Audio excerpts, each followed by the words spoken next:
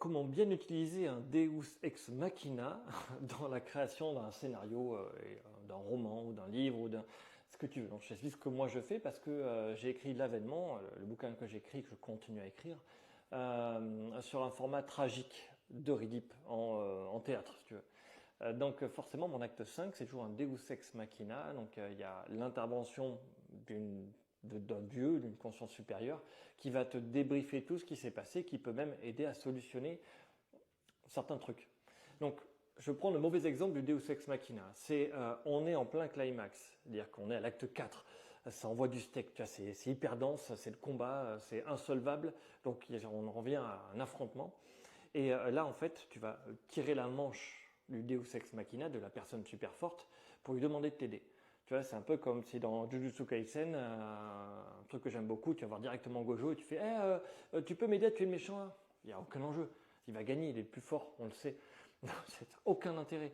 Il faut que le héros se débrouille sans et que l'autre il arrive après, une fois que le combat est terminé. Tu vois. Donc c'est ça un Deus ex machina, tu vas devoir le faire venir une fois que tout est terminé, une fois que tout est solutionné en termes d'intrigue principale.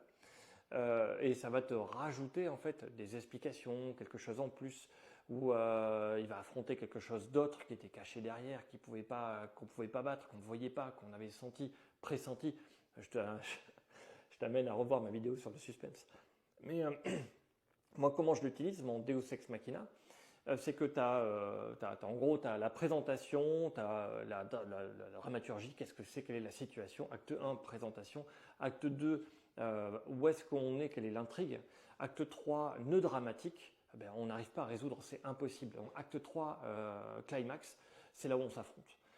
Et acte 5, une fois que l'affrontement est solvé, on a le Deus ex machina qui est là, donc un personnage qui en sait plus que les autres, voilà. Et moi je m'en sers pour faire un débriefing. Le personnage il arrive à t'expliquer ce qui s'est passé, pourquoi est-ce que tu en es arrivé là, et qu'est-ce que tu dois faire pour t'améliorer et aller plus loin.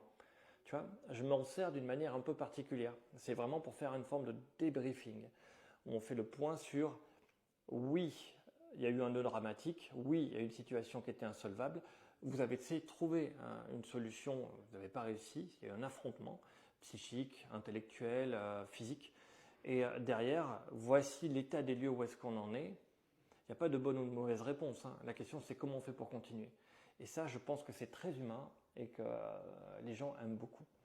Voilà, c'est ma manière à moi d'utiliser le Deus ex machina.